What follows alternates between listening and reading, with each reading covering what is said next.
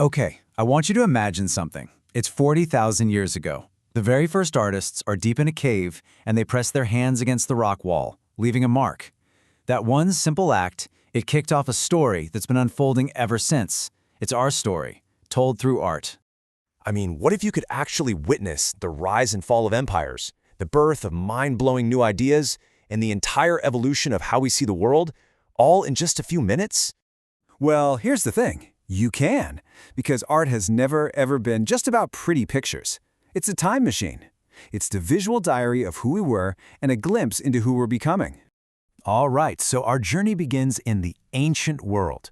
And back then, art wasn't for museums. No, it had a job to do. It was a serious tool for power, for faith, and for building entire civilizations from the ground up. Just take a look at these three. They show you exactly how different civilizations used art with a really clear goal.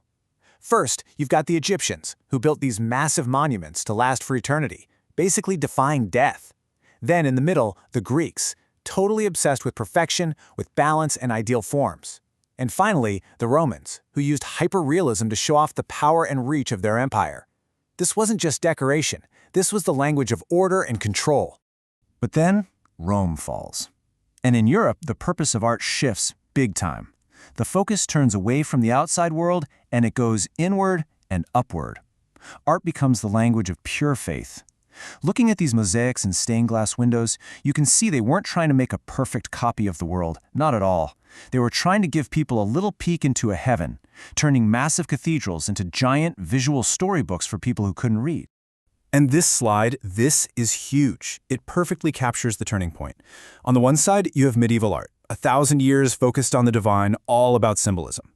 And on the other, you see what's coming next. The spotlight is about to swing from heaven right back down to earth, from explaining God to celebrating us. And here we are. Welcome to the Renaissance. And trust me, this was so much more than just a change in style. It was a total revolution in thought. Humanity steps right into the center of the stage, and art becomes this incredible mix of science, high drama, and raw emotion. You know, guys like Leonardo da Vinci and Michelangelo, they weren't just painters, not even close. They were scientists. They were dissecting bodies to understand anatomy, studying math to perfect perspective, all to achieve this incredible new level of realism. For the first time in a long time, art was a celebration of human potential, of our brains and our beauty. It was literally a rebirth. Okay, so if the Renaissance was about beautiful balance, the Baroque was all about the drama. Artists like Caravaggio took that realism and just cranked the intensity way up. That super theatrical lighting, the dramatic shadows you're seeing, it's pure theater. They wanted to grab you by the collar and make you feel something. It was cinematic, hundreds of years before anyone even thought of a camera. But after all that drama and all that perfection, artists started to ask a new question. What about our inner world? What about just a fleeting moment? The whole game starts to shift away from these grand, epic stories toward capturing something much more personal. This next movement, Romanticism, was basically a reaction. It was a pushback against all that cold, hard logic from the Enlightenment. Artists like Turner looked to nature, not as just a pretty backdrop, but as this wild, powerful, spiritual force that could mirror our own intense emotions. That stormy sea you're seeing, it wasn't just scenery, it was a feeling. And then came another explosion. Artists literally just got up, walked out of their dark studios, and went outside into the sunlight. The Impressionists, like Monet, they weren't interested in painting some grand historical event. They wanted to capture something way more difficult, a single fleeting impression of light.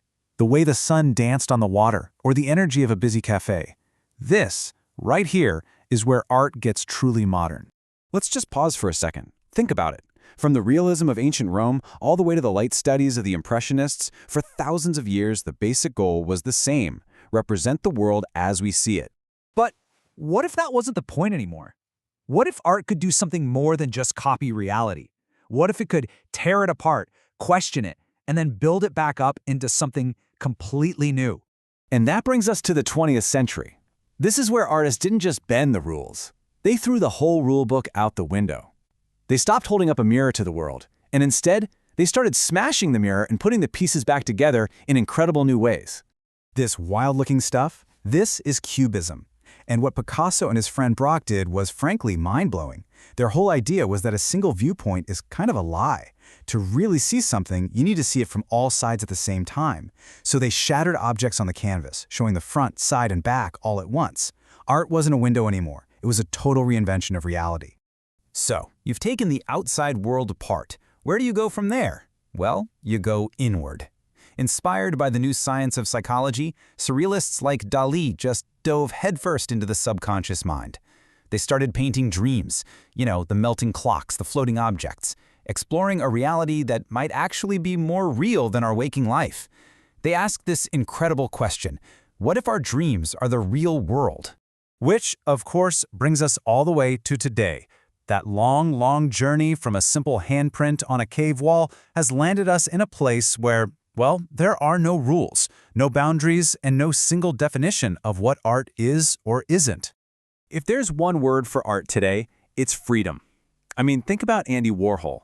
He puts a soup can in a gallery, and suddenly the idea is the art, not just the technical skill. And today, art can be anything. It can be a massive installation you walk through. It can be a performance. It could be something made by AI. It's not stuck in a gallery anymore. It's on our streets and on our screens. So when you look at it like this, you see the whole journey in one go. From that first handprint on a cave wall, all the way to a digital image on a screen. The tools have changed, for sure. But the reason we do it, that human impulse to share our story, our view of the world, that has never changed. So the next time you see a painting or a sculpture or even just a mural on the side of a building, remember this whole journey. You're not just looking at an object. You're looking at a piece of our collective story. You're looking at history itself.